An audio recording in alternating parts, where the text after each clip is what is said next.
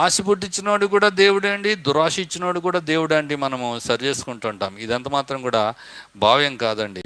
Bible చెప్తుంది, దేవుడు నరులను యథార్థవంతులుగా సృష్టి చేస్తున్నాడు, కానీ వారు వివిధమైన తంత్రాలను కల్పించుకున్నారని రాయబడింది. ఈ వ్యక్తి కూడా స్టార్టింగ్లో చాలా యథార్థంగా ఉన్నాడు. నాకు బాత్ ఉంది, ఆ బాతు ఒక బంగారు గుడ్డు పెడుతుంది, దాన్ని పట్టుకుని వెళ్ళి ఏం చేయాలి, నేను మార్కెటింగ్ చేసుకుని జీవనోపాధికి నేను బ్రతకాలనుకున్నాడు.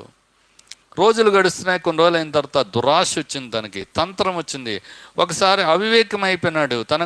తన కన్నులు మూయబడినట్టుగా ఉన్నాయి. తన యొక్క మేధస్సు మొద్దుబారిపోయినట్టుగా ఉంది.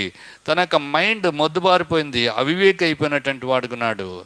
ఈ బాతు లోపల ఎన్ని గుడ్లు ఉన్నాయో చూడాలి అని ఒకసారి కోసినాడు. దాంట్లో గుడ్లు ఉంటాయి కదా, బంగారు గుడ్లను ఒకేసారి తెచ్చుకోవాలనుకున్నాడు. కథ కట్ చేస్తే దురాశ దుఃఖమునకు చేయటం రాయబడింది. ఈరోజు మానవ